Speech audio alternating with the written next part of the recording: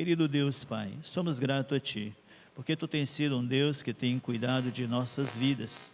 Por isso, Senhor, somos gratos a Ti por tudo isso, pelo Teu livramento, pelas Tuas bênçãos, por aquilo que Tu tens realizado a cada um de nós. Deus, não sabemos quanto temos ainda de caminhada, mas queremos Te pedir, nos ajuda, nos dá força, nos dá alegria, força, a dedicação e perseverança para chegarmos ao final. Pai bendito, esse é o nosso desejo e sei que esta é a Tua vontade também para com as nossas vidas. Assim, abre o nosso coração, o nosso entendimento, para que possamos entender e compreender Tua palavra e sabemos que precisamos obedecer como Tu tens falado a cada um de nós. Ao Teu servo que vai ministrar, continua dando a ele a facilidade, a revelação, ó Deus, desta palavra maravilhosa, para que nós possamos, Pai, entender na ministração, com a clareza e com o Senhor Jesus, com um tom adequado para que nós venhamos ouvir, entender e compreender a Tua vontade para nós nesta noite. É assim que oramos a Ti, agradecidos por tudo, em nome do Teu Filho amado Jesus. Amém. E a palavra do Senhor nesta noite vem justamente falar conosco nesta direção sobre a importância que temos que dar, a atenção que temos que dar com relação à revelação de Jesus Cristo.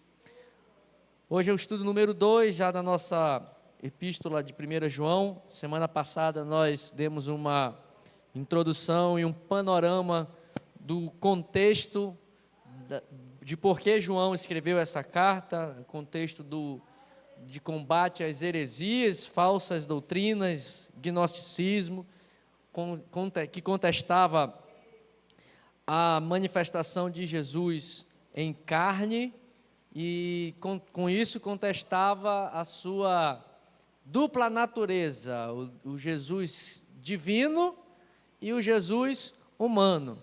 Se ele não for divino, não foi enviado por Deus, não é de Deus. Logo, nossa fé seria em vão. Se ele também não for humano, logo nós não temos um sumo sacerdote que se compadece das nossas dores, capaz de interceder por nós, e nós continuamos abandonados e separados de Deus. Então, tanto a natureza divina quanto a natureza humana de Jesus é um núcleo essencial da nossa fé. Você precisa crer, e eu precisamos crer, nós precisamos crer neste Jesus, que é humano como nós, porém sem pecado algum, como nós temos pecado. Ele, ao contrário, veio como homem, mas não teve pecado algum, foi um cordeiro imaculado de Deus. Se ele veio como homem, sacrificou-se na cruz do Calvário em nosso lugar, um sacrifício substitutivo, por isso nós alcançamos hoje eterna redenção, salvação, e temos um sumo sacerdote misericordioso e fiel, como o escritor aos Hebreus diz. Mas ele também é Deus, porque ele deixou a sua glória, como diz aquele hino antigo, né? Deixou a sua glória nos céus. Se isso não for amor, então o oceano secou, nada mais tem valor se isso não for amor. Então, João está combatendo isso, e hoje, irmãos, nós vamos, a série do estudo é Somos de Deus. Eu quero convidar você a, mais uma vez, reafirmar isso. Diga, eu sou de Deus. Diga isso para você mesmo. Se você ler com cuidado, João fala ao longo de toda essa epístola de uma forma e de outra maneira, mas ele sempre reafirma que nós somos filhos de Deus, nós somos a imagem de Deus, nós somos de Deus, somos pertencentes a Deus. E hoje nós vamos falar sobre a proclamação apostólica. É o tema do estudo de hoje, é a proclamação apostólica. Por que eu chamo de a proclamação apostólica? Pois nesses 4 primeiros versículos desta epístola, resume tudo o que tanto João quanto os demais apóstolos declararam a respeito de Jesus como Senhor, como Cristo. Aqui João consegue, em 4 versículos, nos apresentar qual era a declaração apostólica e o que os apóstolos anunciavam, qual a mensagem e quem eles anunciavam.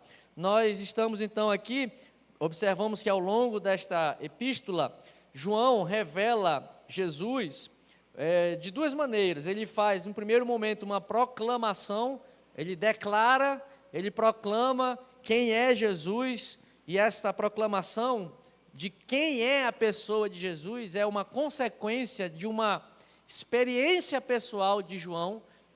E ele também, João, ao longo da epístola, além de proclamar e declarar quem é a pessoa de Jesus, ele também proclama a mensagem que este Jesus veio anunciar. Então são duas, a proclamação apostólica está, eu vou explicar mais adiante, está resumida nessas duas atitudes. O evangelista, e eu falo evangelista não apenas a pessoa consagrada ao cargo de evangelista, mas o cristão que deve ser um evangelista, que deve ser alguém que anuncia o evangelho, ele precisa estar consigo, ele precisa ter essa declaração, essa proclamação apostólica nesses dois sentidos. Ele precisa, para proclamar o evangelho, ele precisa conhecer quem é Jesus, tendo uma experiência com Jesus, para depois a mensagem que ele vai levar seja uma mensagem, a mensagem do Jesus que ele conheceu. E esse é o problema da igreja, irmãos, nos dias de hoje. As pessoas estão proclamando aquilo que já foi problema para Paulo, lá quando ele escreve aos Gálatas. Já, na época de Paulo já existia esse problema, as pessoas anunciavam um outro evangelho, que não o do Senhor Jesus, que Paulo conheceu, que João conheceu, que Tiago conheceu, que Pedro conheceu, que os apóstolos conheceram. Paulo, preocupado com esta situação, ele diz: insensatos Gálatas, quem vos incitou a rapidamente irem para um outro evangelho? Estão proclamando um outro evangelho que não é a proclamação do evangelho apostólico que os 12 apóstolos, e o 13º, que foi Paulo, né? Paulo foi o 13º apóstolo, que anunciaram. Então, nós precisamos entender, a proclamação apostólica, ela precisa ter na pessoa do evangelista, da pessoa daquele que anuncia, a pessoa tem que ter uma experiência com Deus, ela é derivada dessa experiência pessoal, transformadora, sobrenatural, que confere à pessoa, ao mensageiro, autoridade para levar a mensagem. Os irmãos estão conseguindo entender essa diferença? Você, para proclamar o evangelho bíblico, você precisa ter uma experiência genuína, transformadora, sobrenatural com Jesus, para que a mensagem que você fale chegue às pessoas com autoridade, não sua, mas a autoridade daquele de quem você recebeu esta palavra. Então é isso que nós vamos ver, que João, nesses 4 versículos, no capítulo 1, ele traz essa proclamação apostólica, relatando essas duas situações. E se você olhar com atenção o versículo 5, abre a sua Bíblia aí, fique com ela aberta, por gentileza. Primeira epístola de João, se você olhar o versículo 5, ele faz toda uma proclamação. Versículos 1 ao 4 é uma proclamação apostólica daquilo que João entende, que os apóstolos entendem, como se deve transmitir o evangelho do Senhor. Aí se você olhar no versículo 5, ele diz: e esta é a mensagem que dele ouvimos. Você está lendo aí na sua Bíblia? Versículo 5. Veja que para proclamar o evangelho, eles estão dizendo: eu vou anunciar agora eu vou falar da mensagem. Nós não vamos tratar da mensagem hoje. A mensagem a gente vai falar, o conteúdo da mensagem a gente fala no próximo estudo. Mas para ele falar no verso 5, agora eu vou falar, esta é a mensagem. Ele está dizendo que esta mensagem que ele vai anunciar, o conteúdo daquilo que ele vai falar, não é dele. De quem é que ele está dizendo aqui? A mensagem vem de quem? De João? É da cabeça de João a mensagem que ele está anunciando? Segundo o versículo 5 aí na sua Bíblia, de quem é a mensagem que João está anunciando? Ele está falando aqui, que dele ouvimos. Quem é esse dele que eles ouviram? Jesus. Então, veja que a mensagem transmitida precisa ser proclamada, transmitida dele. A fonte é ele.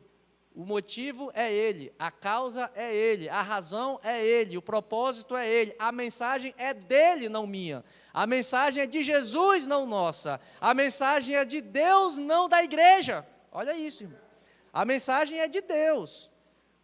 O evangelho é de Deus, não é da igreja, não é de uma denominação, não é de um dogma. A mensagem é de Deus. Então é isso que João vai falar. Vai, nesses 4 versículos, vai proclamar essa visão apostólica daquilo que ele, não somente ele, mas os apóstolos, de um modo geral, faziam o seu evangelismo com base nesta confiança, com base nesta premissa, neste valor imutável. Eu falo daquilo que eu vi, ouvi e recebi. O evangelho não é uma alucinação pessoal, o evangelho não é uma fábula engenhosamente desenvolvida, como Pedro coloca. Às vezes as pessoas estão envolvidas em fábulas engenhosamente criadas pela mente humana. O evangelho não é nada disso. Se nós olharmos aqui o que João fala, nos versículos 1 e 2, ele diz: a vida se manifestou.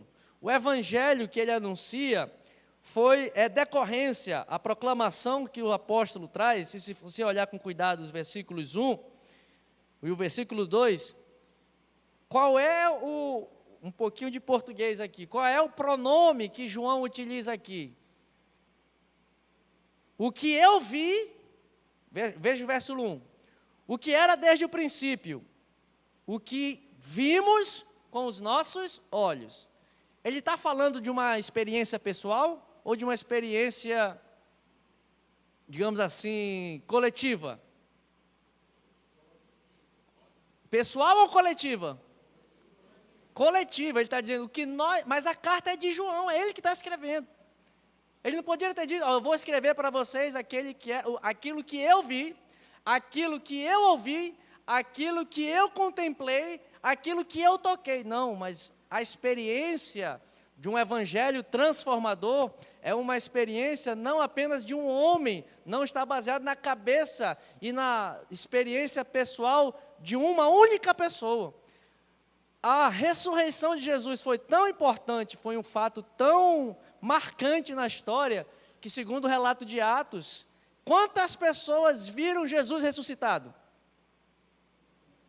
500 pessoas viram Jesus que morreu e que 3 dias depois ressuscitou com um corpo glorificado. 500 pessoas. Para não ficar na experiência, num revelamento do Elton, não, porque Deus me revelou um negócio aqui extraordinário. Se você olhar para o Antigo Testamento, quando Deus entrega os 10 mandamentos por Moisés, a experiência da revelação dos mandamentos da Torá foi apenas de Moisés ou foi de um povo inteiro ao pé de uma montanha?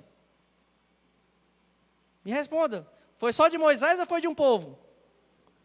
Deus não se revela, essas revelações, a sua vontade, Ele não vai dizer assim. Deus tem a vontade pessoal e particular que Ele vai falar com você no teu coração: olha, deixa isso, deixa aquilo, uma coisa individual, mas a sua vontade para que nós possamos entrar no reino de Deus, aquilo que nós precisamos saber e conhecer, aquilo que de Deus nós precisamos entender e aprender, não é uma revelação individual de um homem, de uma mulher, de uma pessoa que amanheceu e teve uma visão sobrenatural e de uma hora para outra cria-se uma doutrina, como tem algumas igrejas que assim são criadas. A igreja lá do 7º dia foi assim, uma revelação da mulher que teve uma visão, teve um negócio e criou-se em cima de uma experiência única, pessoal, cria-se uma doutrina e muitas pessoas vão atrás. A revelação de Deus que João está dizendo aqui, que ele está proclamando, não é dele,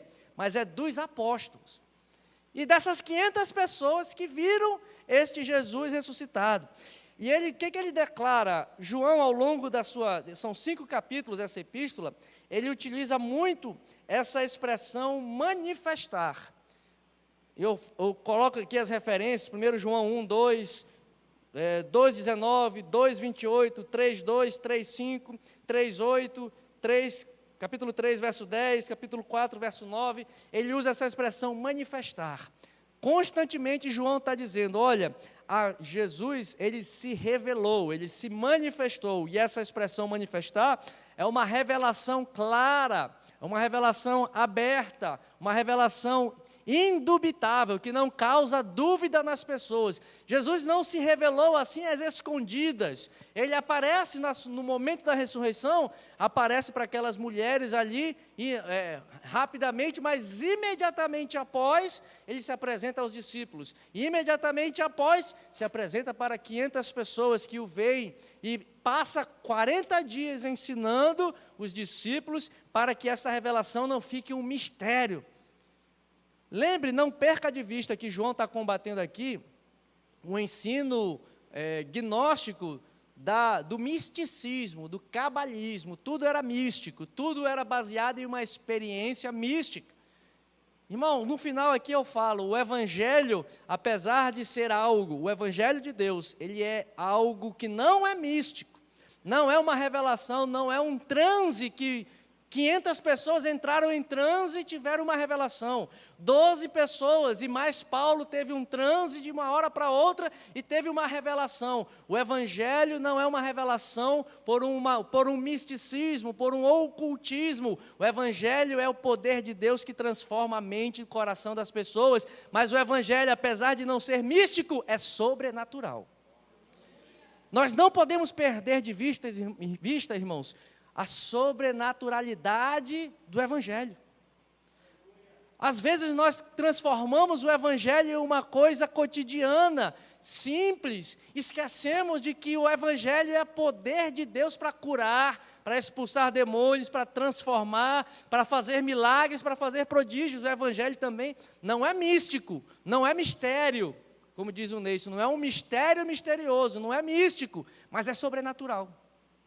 O Evangelho é um poder sobrenatural de Deus, porque Deus é sobrenatural, porque Deus é invisível, mas ao mesmo tempo é real e muda a história com o dedo da sua mão, com o toque das suas mãos, com uma palavra determinada. Deus faz o sobrenatural acontecer no natural, por isso é sobrenatural, é além do natural. O Evangelho está além da naturalidade dessas coisas, apesar de o Evangelho também ser uma mensagem que fala de forma simples. É simples, mas não é natural. O Evangelho é simples.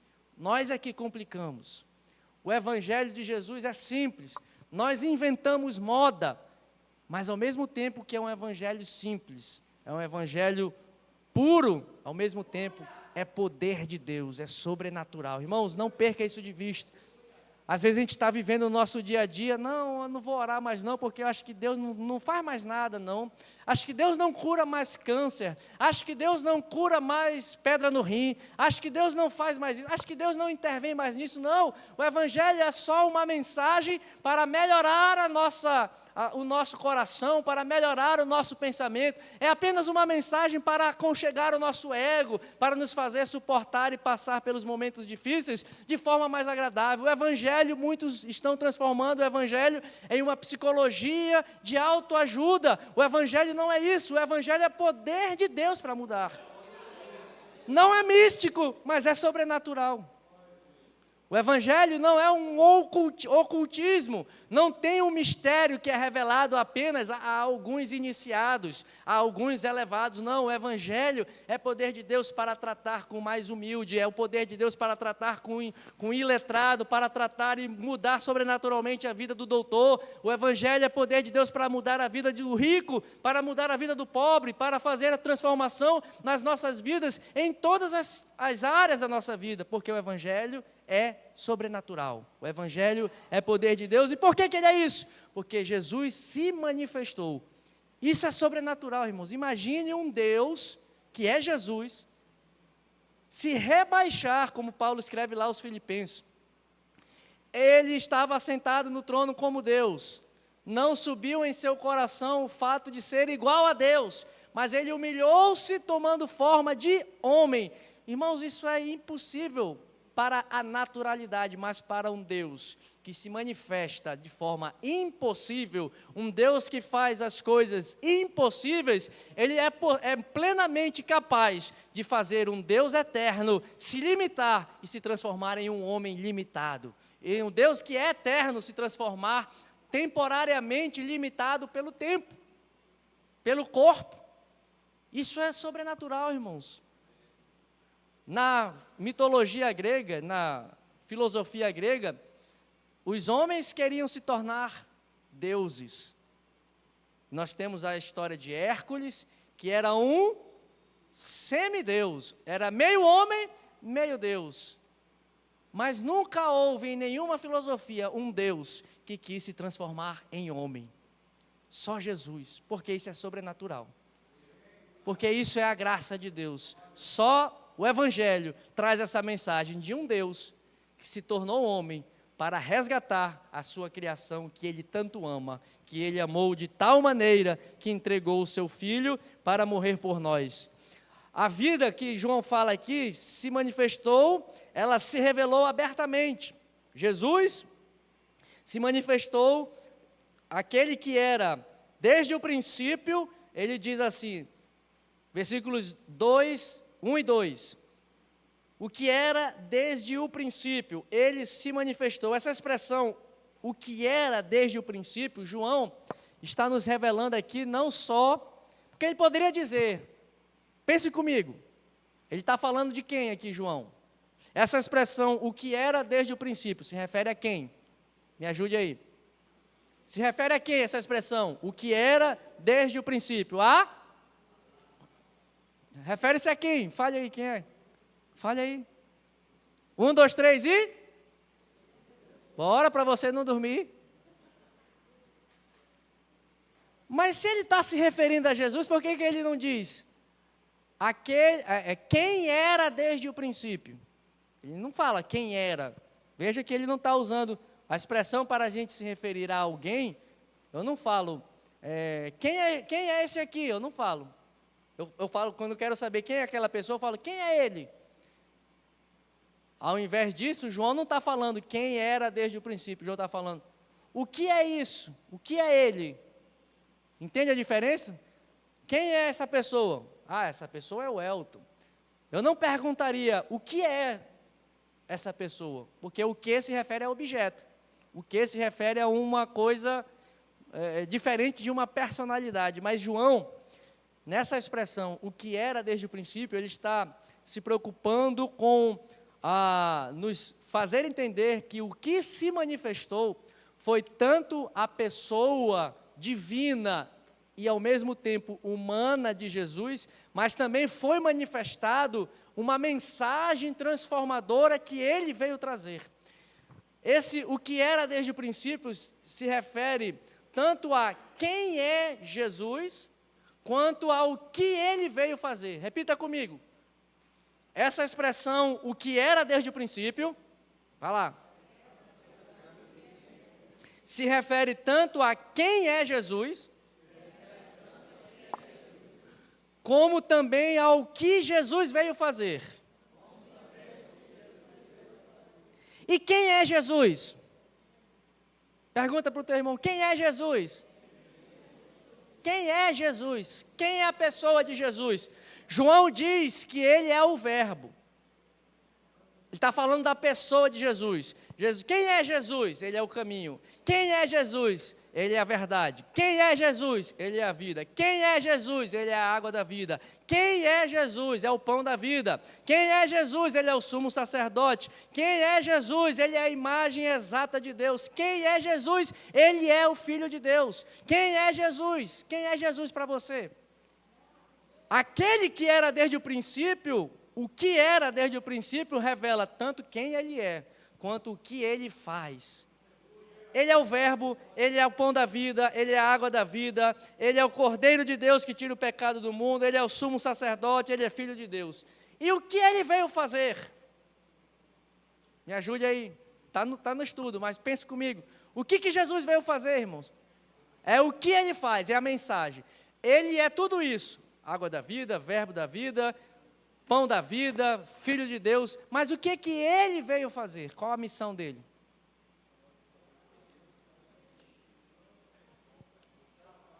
Buscar e salvar o que se havia perdido. Cola aí, irmão, tá no estudo aqui, ó. Está aqui escrito algumas ideias, mas tem tantas outras na palavra. Ele veio buscar, o que ele veio fazer? Buscar o que havia se perdido. Ele veio libertar os cativos. O Espírito do Senhor está sobre mim, pelo que me ungiu, para libertar os cativos, para colocar fora das prisões os encarcerados, para dar vista aos cegos. É o que ele veio fazer. Quando João Batista perguntou, por meio dos seus discípulos, vai lá e pergunta quem é ele. Ele é aquele de quem nós esperamos? Era a pergunta de João Batista. Ele estava em dúvida de saber se Jesus era o Messias esperado ou não. Qual foi a resposta de Jesus para João Batista? Ele disse, eu sou? Ou ele disse o que ele faz? Ele respondeu, vai lá e diz para João Batista, diz assim, ó, que os cegos estão vendo, os coxos estão andando, as pessoas estão sendo curadas, está sendo libertos os cativos do inferno, do diabo, das prisões dos demônios, e aos pobres está sendo anunciado o evangelho da paz. Ele falou sobre si, não aquilo quem ele é, mas ele disse o que ele faz. Ele veio trazer, por isso, irmãos, que a proclamação apostólica, ela revela tanto quem é Jesus, quanto declara o que ele faz. Por isso João fala o que era desde o princípio, e o que ele era desde o princípio? Ele já era o cordeiro sacrificado antes do princípio, antes da fundação do mundo. Ele já estava morto, ele já estava sacrificado. Antes de tudo existir, ele era. Então, essa expressão, o que era desde o princípio, mostra tanto a pessoa de Jesus, quanto revela o que ele veio fazer. E na nossa proclamação do Evangelho, deste Jesus, tem que estar presente tanto quem Jesus é, quanto o que ele faz. Pois não, pastor? Fale no microfone para... Vem aqui, por gentileza. Esse aqui mesmo, aí eu bebo uma água. Pai do Senhor, irmãos. Estava me lembrando, falando sobre quem Jesus é e o que ele faz. O José, quando estava intentando deixar Maria, Mateus registra que o anjo Gabriel disse, coloque o nome dele de Jesus, porque ele salvará o seu povo dos seus pecados. Então, Jesus significa Salvador. Então, o Salvador vai livrar o seu povo dos pecados dele, está aí a missão. E ser o Salvador é uma ação, é o que ele faz, ele salva. Ele é o Salvador, mas o Salvador salva. Então, veja que a proclamação do Evangelho anuncia tanto quem é Jesus, quanto o que ele faz. Por isso que ele disse, olha, em meu nome, ele é o nome que tem nome sobre todo nome, em meu nome, o que vocês farão? Farão coisas maiores, expulsarão demônios, vocês pisarão nas serpentes, vocês tomarão bebida envenenada e não lhes fará mal algum. Jesus é o nome sobre todo nome, e ele concede a nós a capacidade de fazer as mesmas coisas que ele faz, de fazer coisas maiores do que aquelas que ele fez, porque ele incutiu e atribuiu e colocou sobre a igreja a revelação de quem ele é, mas ele deu à igreja a capacidade e a mensagem poderosa, sobrenatural, não mística, mas sobrenatural, para fazer coisas prodigiosas, miraculosas, poderosas, porque nós somos aqueles que temos tanto o conhecimento de quem é Jesus, como temos também a autoridade para anunciar o que ele faz, e por meio de nós, ele faz coisas poderosas.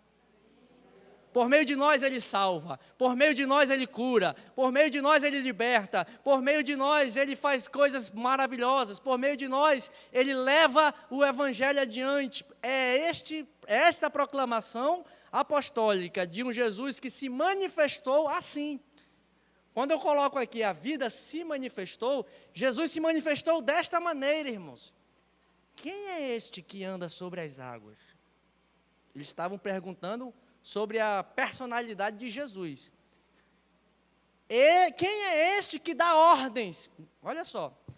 Quem é essa pessoa que faz com que o vento pare?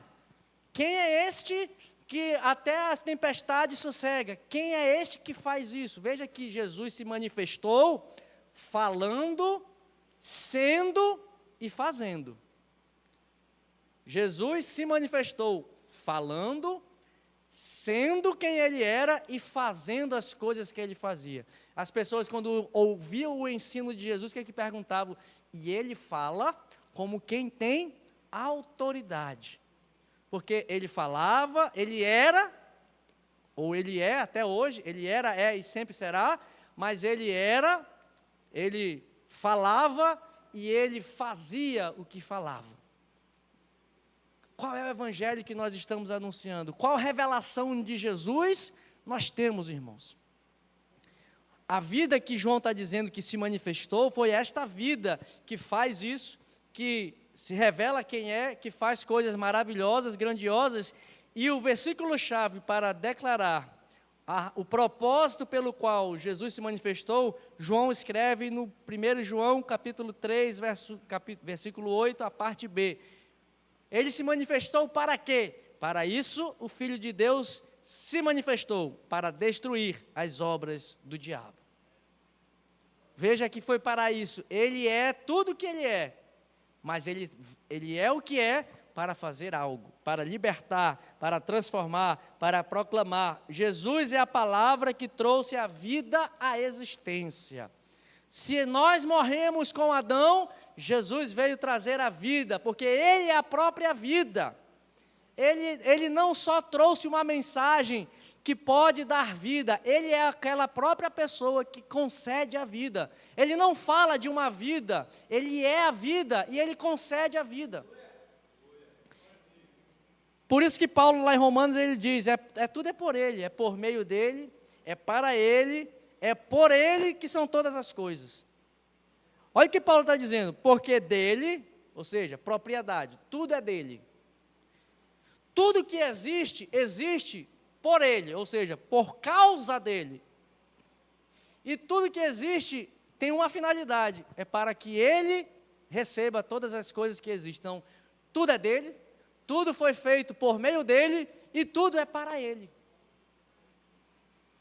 Porque dEle, por Ele, para Ele são todas as coisas. É o louvor que também, baseado neste cântico, neste texto que nós cantamos. A Ele a glória, irmão, porque tudo é por Ele. Tudo é dEle, tudo é por Ele. E tudo foi criado para a finalidade de glorificar e exaltar ao Senhor Jesus. Para isso, Ele se manifestou. Irmãos, e aí o segundo tópico, já caminhando para o final, João resume, ele declara este Jesus que se manifestou, que faz, que é e que faz coisas maravilhosas, e ele também proclama esta vida. Nesses 3 versos nós podemos ver que João revela e proclama um evangelho, proclama uma mensagem baseada numa experiência pessoal transformadora, uma experiência sobrenatural. Se você olhar, olha o que ele diz, nos versos 1 ao 3, ele repete várias vezes, o que nós vimos com os nossos olhos, o que nós contemplamos, isso é experiência, o que nós tocamos, o que nós ouvimos.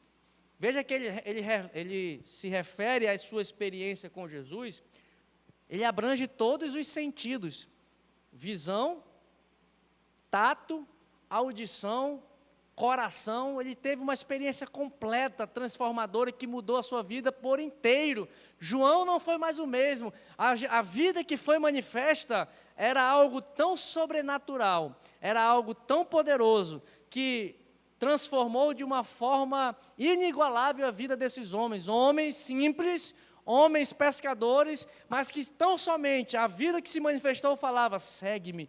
Que mensagem é essa que só dizia, segue-me, e todos largaram as redes e foram atrás dele?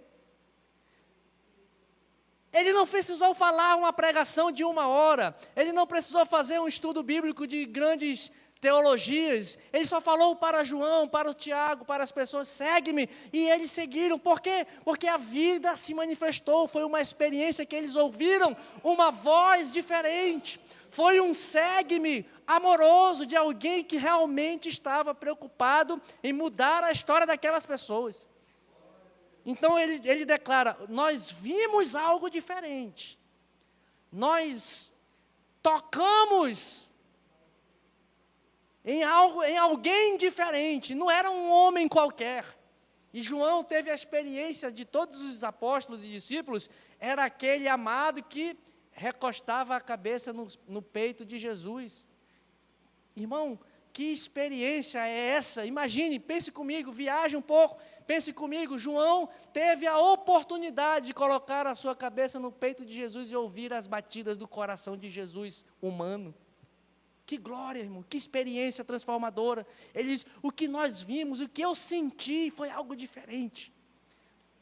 Não foi um homem qualquer que falou comigo, não. Não foi alguém que chegou e me fez um convite, bora para a igreja, não.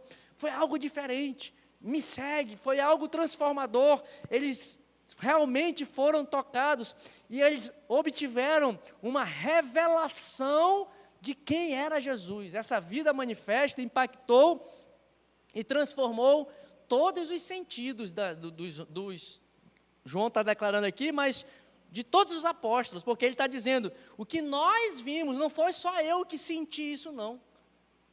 Não foi só eu que experimentei e toquei nesse homem diferente. Todos nós experimentamos algo novo. Eles viram alguma coisa, irmãos. Eles experimentaram algo novo. Eles experimentaram e conheceram realmente a vida. Por isso que João diz, ele é o verbo vivo, ele é a palavra da vida.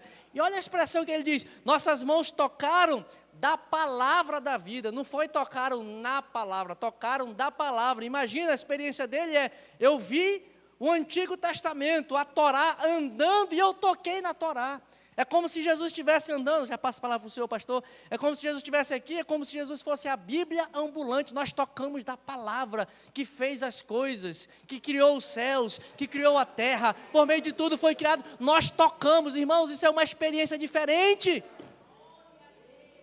não é uma experiência intelectual, é uma experiência sensorial, que muda a mente, muda coração, muda dogmas, muda pensamentos, muda a forma de ver a vida.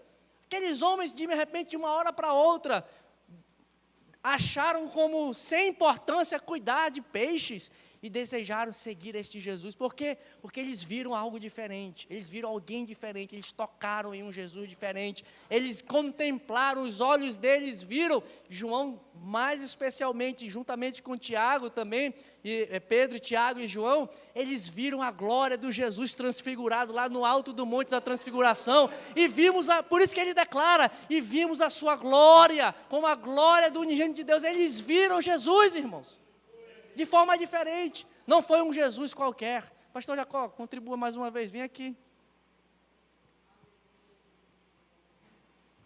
Irmãos, às vezes a gente não quer participar, mas eu não poderia deixar de contar uma experiência aqui, porque foi algo que aconteceu há muito tempo, né? Eu perguntava, conversando com o pastor Elilde, eu perguntava, pastor, o que tinha na voz de Jesus, quando ele passou ali no mar, no lago, e ele chamou aquele pessoal e eles deixaram tudo, deixaram o barco, deixaram o pé. Aí eu fazendo essa pergunta, imaginando quão difícil era para a gente hoje, abandonar a casa da gente, um patrimônio que a gente leva uma vida para construir, às vezes a gente já recebe de herança, deixar os bens, eles deixaram tudo. Aí eu perguntava, pastor, o que tinha na voz do Senhor, qual era o mistério ali, que eles deixaram tudo? E a resposta, a pergunta ficou sem resposta, né? Ficou no ar. Aí eu completava a pergunta dizendo assim, o que está faltando em nós hoje para ter essa mesma pegada, essa mesma persuasão, esse mesmo poder, essa convicção, esse encanto que aquele pessoal ouviu e sentiu para deixar, o que estava faltando. E a alegria, e o ponto é que aquela pergunta que ficou no ar está sendo respondida aqui. Por isso, irmãos, não faltem culto de terça-feira. Eles viram algo diferente, irmãos. Aí a pergunta é, aproveita a pergunta, o que você viu de Jesus? Qual é a sua experiência com Jesus? Eu estou olhando aqui para a missionária, ela conhece um Jesus que cura câncer. Sobrenaturalmente cura. Ela viu esse Jesus que cura. Irmão, qual é a tua experiência? Quando ela for falar para algum enfermo, ela vai proclamar um evangelho diferente, porque, olha, eu não estou falando que eu ouvi falar de alguém que lá na Conchinchina foi curado de câncer. Não, eu fui curado, eu conheço esse Jesus que me curou, e Ele pode curar. A proclamação apostólica é revelar quem é Jesus, levando a sua mensagem com essa, vou aproveitar a palavra do pastor Jacó, com essa pegada aí. Porque a gente anuncia, não, Jesus salva. Os missionários suecos que vieram lá, o Gunnar Wing, o Daniel Berg, não falavam muita coisa não. O que eles falavam? Jesus cura, Jesus salva, Jesus batiza e Jesus leva para o céu. E inflamou um país inteiro com fogo pentecostal. E Jesus vai voltar. Mas eles falavam isso com uma experiência de quem conhece esse Jesus que cura, esse Jesus que muda, esse Jesus que batiza, esse Jesus que transforma, e viviam como sendo esse Jesus que um dia vai voltar. Essa é a proclamação apostólica que está em falta, meus irmãos, nos dias de hoje. Uma mensagem, água com açúcar, embalada com um bom teclado pelo fundo, que hoje está faltando, embalada com uma fumacinha, com uma iluminação meia luz, para tocar a tua emoção, mas eles não foram tocados apenas na emoção deles. Todos os sentidos, o que vimos foi diferente, o que tocamos era diferente, o que contemplamos era algo diferente.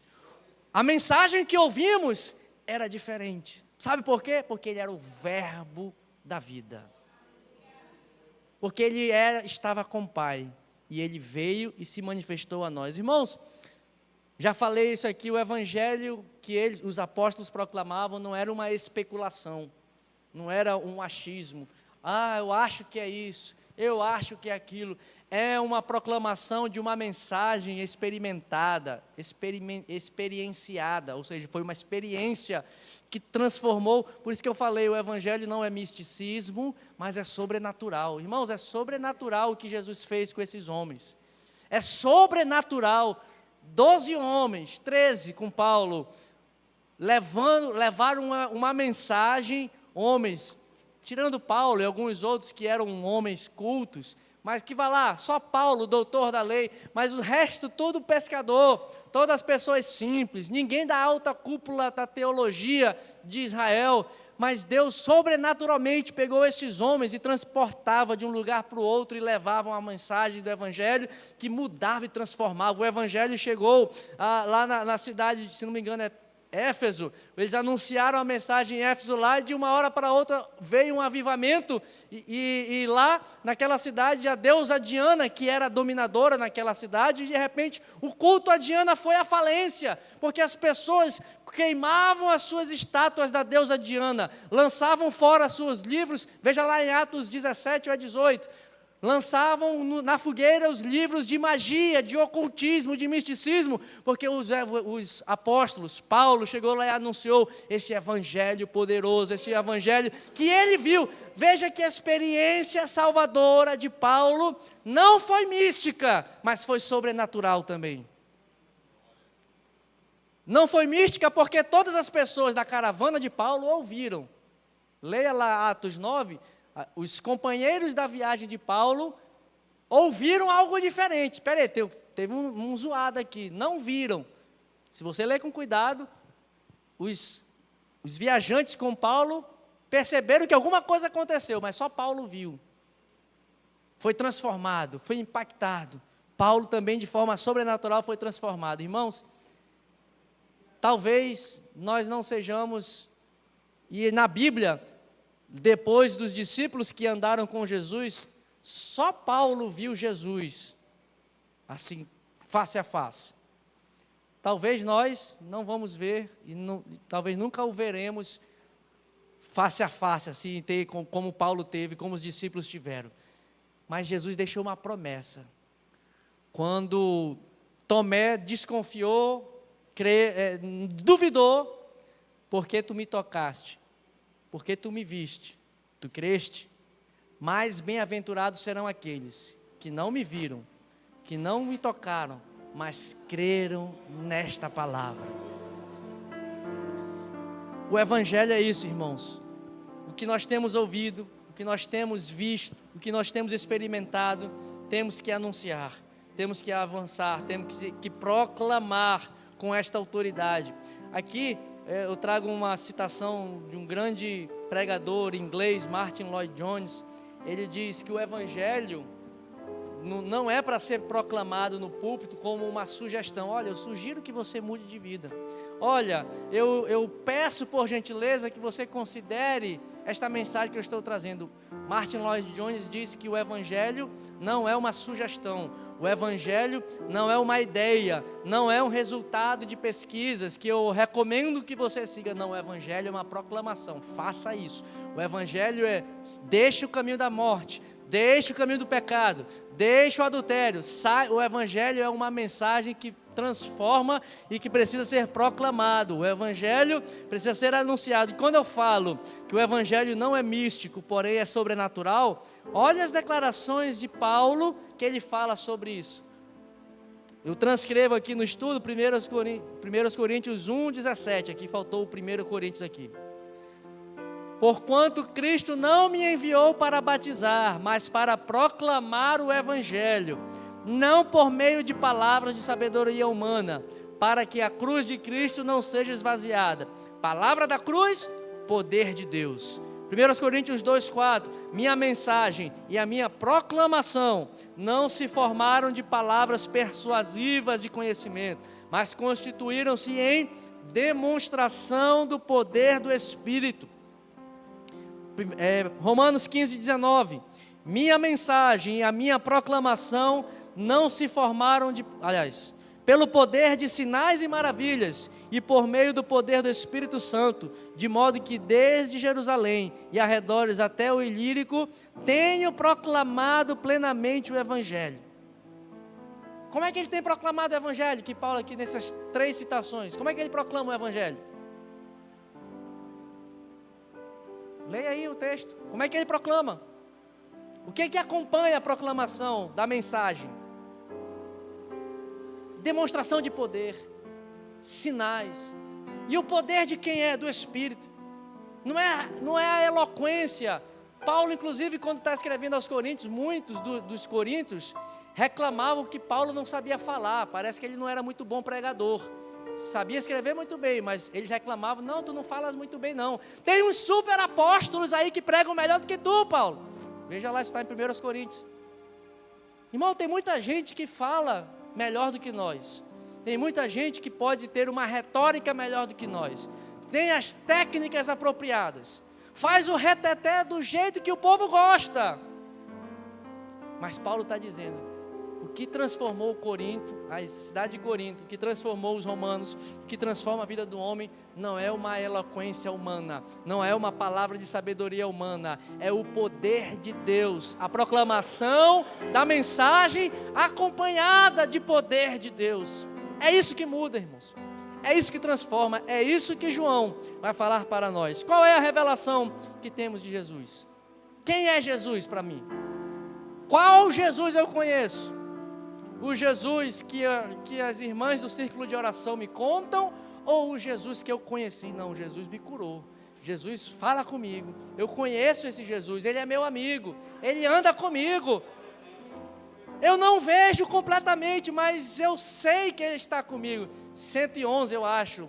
Senhor, estás comigo em todo o tempo, fazendo-me feliz no sofrimento. Ó, dá-me a tua graça e teu sustento, e forças para cumprir teus mandamentos. Eu sei que o Senhor está comigo. Quem é Jesus para você? Ele já se manifestou, ele já se revelou para você de uma forma que te pegou todos os teus sentidos e te mudou. Jesus já se manifestou. Este verbo que João viu, que João tocou, que João experimentou, que João ouviu, já se manifestou e se revelou a você? Nós já ouvimos, nós já o contemplamos, nós já o tocamos? Temos proclamado um evangelho especulativo ou temos anunciado o evangelho de poder? Nós precisamos ser, meus irmãos, uma igreja que proclama um evangelho apostólico, que vem acompanhado de poder, que tem acompanhado de experiência, não de ouvir falar. Jó ouvia de Deus, mas depois que ele foi experimentado, ele andava com Deus. Quero te convidar a ficar de pé, fazemos uma oração, meus irmãos, nesta noite. E fazendo esse estudo eu pensava, Senhor, eu não quero ser um anunciador de um evangelho que não seja acompanhado pelo poder de Deus. Eu não quero proclamar um evangelho do Everland, porque isso não vale de nada, irmãos. Não quero proclamar o evangelho da Assembleia de Deus do Brasil, isso não vale de nada. Nós temos que proclamar o evangelho do Verbo vivo. Temos que proclamar este evangelho. Eu quero te convidar nesta hora a fazer essa oração comigo. Senhor, restaura em nós a autoridade da Tua palavra. Comece a orar, restaura em nós, Senhor. Restaura em nós essa manifestação de poder que a Tua palavra diz que nós teríamos. Senhor, começa em mim, Jesus.